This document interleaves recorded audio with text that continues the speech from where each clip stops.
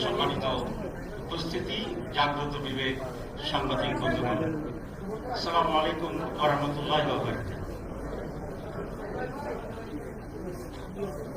বাংলাদেশের ইতিহাস 28শে অক্টোবর একটি জাতির গৌরবের একটি দিন এবং বাতিলকে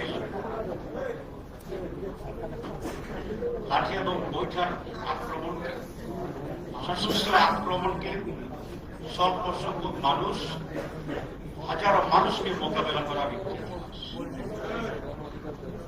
এটাকে অনেকটা বদরের যুদ্ধের মুসলমানদের দুঃসাহসের কথা আমাদের স্মরণ করে। এবং সেদিন বদরের যুদ্ধে আমাদের বিজয় হয়েছিল। 28শে অক্টোবর সেই সংগ্রামী জনতার বিজয় হয়েছিল, মিথ্যা পরাজিত হয়েছিল।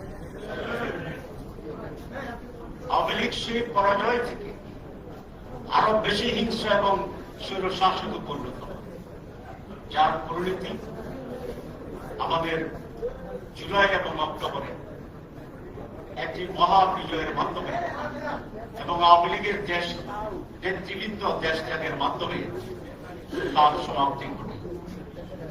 পৃথিবীর ইতিহাসে নাকি এরকম কোন ঘটনা নাই যেটি রাজনৈতিক পরাজয়ের পর একটি দলের কেন্দ্রীয় কমিটির কোন সদস্য আর সে দেশে ওপেন নাই, একজনও নাই। 300 জন এমপি, একজনও ওপেন নেই। কোন জেলা সভাপতি ওপেন নেই, কোন উপজেলা সভাপতি ওপেন নেই। এরকম একেবারে সকল স্তরের মানুষের দেশ পালানোর নজির পৃথিবীর ইতিহাসে এই নাকি একটি মাত্র। আমরা ফেসিবাদকে ভয় পাইনি, আমরা সংগ্রাম করেছি, লড়াই করেছি, লড়াই বিজয়ী দিয়েছি। শুধু আজকের যারা ফেসিবাদকে ফিরিয়ে আনার ষড়যন্ত্র করে আমাদের উপরে দায় চাপের ব্যবস্থা করছেন, তাদেরকে বলতে চাই, পুরানো ফেসিবাদ যদি আবার আসতে চায়, আবার লড়াই করব, পরাজিত করব ইনশাআল্লাহ। আমরা ভয় পাচ্ছি না। আর নতুন কেউ আবার নতুন করে ফেসিবাদ হওয়ার জন্য যে চেষ্টা করছেন, তাদের পরিণতিও বিগত ফেসিবাদের চেয়ে ভালো হওয়ার কোন কারণ থাকবে না। বিএনপি আজকে কি নিয়ে লড়াই করছে? তারা মাসের পর মাস আমাদের সাথে এক হয়ে 31টি দল মিলে আমরা সংস্কারের একটি রিফর্মসের জায়গায় ঐক্যবদ্ধ হয়েছে। বিএনপিও সেখানে ঐক্যবদ্ধ হয়েছে। তারা সনদে সিগনেচার করেছে। আমি আর সালাউদ্দিন সাহেব 100 ছিলাম, দুজনকে 100 বসাইতে আপনারা দেখছেন। একসাথেই তো ছিলাম, একসাথেই তো আমরা ঐক্যবদ্ধ হয়েছি। আবার যেদিন সাইন হচ্ছে সেদিনও আমি আর ফখরুল সাহেব একসাথেই ছিলাম, পাশাপাশি আপনারা দেখছেন। এবং সম্ভবত ওনাদের ড্রেসটা আমার চেয়ে বেশি পরিপাটি ছিল, মানে হাসি খুশি ঈদের মতো নতুন ড্রেস পরেই ওনারা সিগনেচার করছে।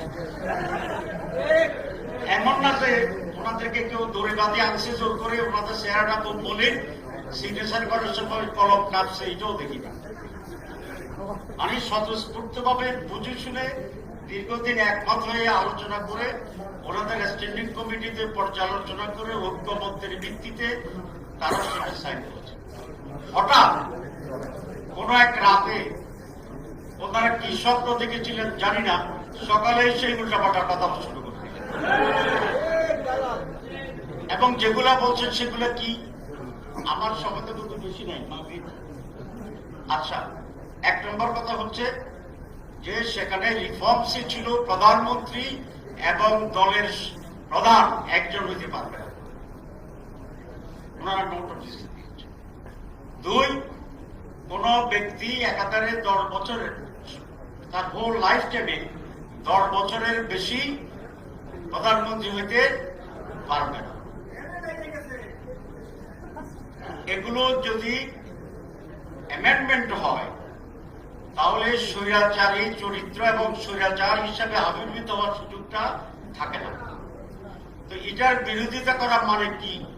যে ওনারা আবারও স্বৈরাচার হওয়ার একটা চিন্তা ভাবনা মাথায় আসে। দীর্ঘদিন ক্ষমতায় থেকে আবার আমরা যেটা বলি ফেসিজমের যে কথা বলি, ফেসিজম কিভাবে তৈরি হয়? ফেসিজম তো আকাশ থেকে পড়ে না। পৃথিবীর কোন লোক দেখছেন যে হঠাৎ করে আকাশ থেকে একটা ফেসিজম, ওই যে বিমান উপরে ধ্বংস হয়ে গেলে যেরকম পড়তে থাকে, এরকম ফেসিজম পড়ছে, এরকম কোন চিত্র সাংবাদিক বাইরে দেখছেন কিনা? ইতিহাসে লেখা আছে কিনা? কোন সাক্ষী আছে কিনা? তো ফেসিজম তো নিজ মাটি থেকে, শাসন থেকেই গড়া। তো গড়ায় কখন? যখন এক ব্যক্তির হাতে অসম ক্ষমতা থাকে। আমরা তো সেটাই চেঞ্জ করে দিয়েছি, দেশ মানুষ তো সেটাই চাচ্ছে। তাহলে বিএনপি ভিতরে ভিতরে আবার ফেসিস্ট হওয়ার একটা খায়েশ আছে মনে হচ্ছে, যে কারণে ফেসিজমের যে রাস্তা আমরা সংস্কারে বন্ধ করতে চাইছিলাম, এগুলো আমরা বন্ধ করতে দিচ্ছি না। তাহলে অসুবিধাটা কোথায়? যে একজন 10 বছর থাকবে না, এতবার প্রধানমন্ত্রী হওয়ার ইচ্ছা থাকার দরকারটা কি? দেশ ভালো চালান, দেশ যদি ভালো চালান, সৎভাবে চালান, গুড গভর্নেন্স হয়, তো 5 বছরও কোন প্রধানমন্ত্রী থাকতে পাইবে না, চাইবে না। কারণ তার উপরে দেশ শাসনের এত দায়িত্ব এবং বোঝা, সে করবে যে আমার 5 বছর পরে আবার ছেড়ে দেবে। তাহলে 10 বছর তো তবু আমরা বলছি থাকতে পারেন।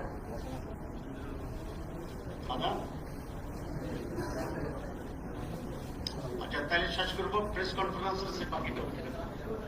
সুতরাং আমরা পরিষ্কার করে বলছি যে সংস্কার বাংলাদেশের মানুষের জন্য, গণতন্ত্রের জন্য, সুশাসনের জন্য, ডেভেলপমেন্টের জন্য, ডেমোক্রেসির জন্য এটা অপরিহার্য। এখানে আমরা কোনো আপোষ মানি না। মাননীয় প্রধান উপদেষ্টার কাছে আমি গতকাল, আগে যেরকম খোলা চিঠি ছিল না, খোলা চিঠি, আমি কালকে একটা খোলা ভিডিও দিছি। আপনারা কেউ কেউ করছেন না? আমি সেখানে বলেছি, মাননীয় প্রধান উপদেষ্টা, আপনার এই শাসনামলে আপনার উল্লেখযোগ্য এমন কোন কাজ আপনি করেননি যে কারণে মানুষ আপনাকে স্মরণ করবে। হাসিনা 14 বছর ছিল, বিএনপি বোধহয় 19 বছর ছিল, আপনি 13 মাস ছিলেন। এরকম একটা শাসন ক্ষমতা আপনি আছেন। সংস্কারটা যদি আপনি ঠিক মতো করে দিতে পারেন, তাহলেই আপনি নোবেল লরিয়েট হিসেবে একজন ব্যতিক্রমধর্মী শাসক হিসেবে বাংলাদেশের শাসনের ইতিহাসে আপনার নাম লেখা। সংস্কার মাইনাস ডক্টর ইউনূস 0, সংস্কার প্লাস ডক্টর ইউনূস হিরো। আমরা আপনাকে হিরো হিসেবে দেখতে চাই। কারো চাপে আপনি মাথা নত করবেন না, কারণ চাপে যদি আপনি হেরে যান, মহাবিপদ। একদিক থেকে চাপ দিলে এদিকে যাবেন, হেলে আরেকদিকে যদি চাপটা একটু জোরে হয়, তাহলে তো আবার এরকম হয়ে যাবে। তাহলে আপনাকে সারাদিন এরকম জিকির করতে। আমরা জানি আপনি নোবেল লরিয়েট, সারা দুনিয়ায় আপনার মর্যাদা দেখে আসছি। আপনি সাহসী, আপনি কোন চাপে নথি স্বীকার করেন না। ভারতের মতো বিশাল রাষ্ট্রকে আপনি বিদ্যাঙ্গুলি দেখাই দিচ্ছেন, আলহামদুলিল্লাহ। এখানেও আপনি যে মহান কাজটি আপনি উদ্যোগ নিয়েছেন, আপনার কমিটমেন্ট ছিল 3টি: সংস্কার, বিচার, নির্বাচন। ওই 2টা করলে না সিরিয়ালি 3 নম্বর আসে। আপনি 1 থেকে 3-এ যাবেন না, আপনি 2 থেকে 3-এ যাবেন না, 3-এ যাবেন। আপনি 1 থেকে 2-এ আসেন, 2 থেকে 3-এ আসেন। আমরা সকলেই আপনাকে মাথায় নিয়ে ফেব্রুয়ারির মাসে 1-2 শেষ করে 3 নম্বরের একটি উৎসবমুখর নির্বাচনে আপনার স্বপ্নের সেই বাস্তবায়নের সহযোগিতা। আর 2-3 দিন ধরে শুনতেছি যে আপনারা বিএনপিকেও খুশি করতে চান, জামাত ইসলামীকেও খুশি করতে চান, অন্য দলগুলোকেও খুশি করতে চান।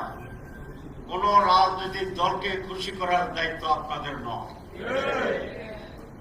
কোন রাজনৈতিক দলকে খুশি করা আপনাদের কাজের ভিতরে পড়ে না।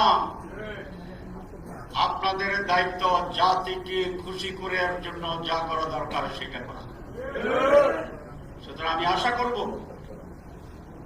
যে আপনারা আপনার পরিষদ সেইভাবে দৃঢ় ভূমিকা পালন করে এই জাতির মুক্তি এবং কল্যাণের যে মহাযাত্রা আমরা শুরু করছি সেইটি তার গন্তব্যে পৌঁছানোর জন্য আপনি দৃঢ় চিত্তে সেই ভূমিকা পালন করবেন। আমরা আপনার সহযোগিতা আছি, জাতি আছে, মানুষ আছে। কম্প্রোমাইজ করে যদি বিভ্রান্ত তৈরি করার চেষ্টা করেন তাহলে পুরা বিষয়টি এক ধরনের অনিশ্চয়তা, ধোঁয়াশা এবং ঘোলাটে পরিস্থিতির আশ্রয়ে পড়ে আবার জাতি সেই অন্ধকারের দিকে চলে যাবে বলে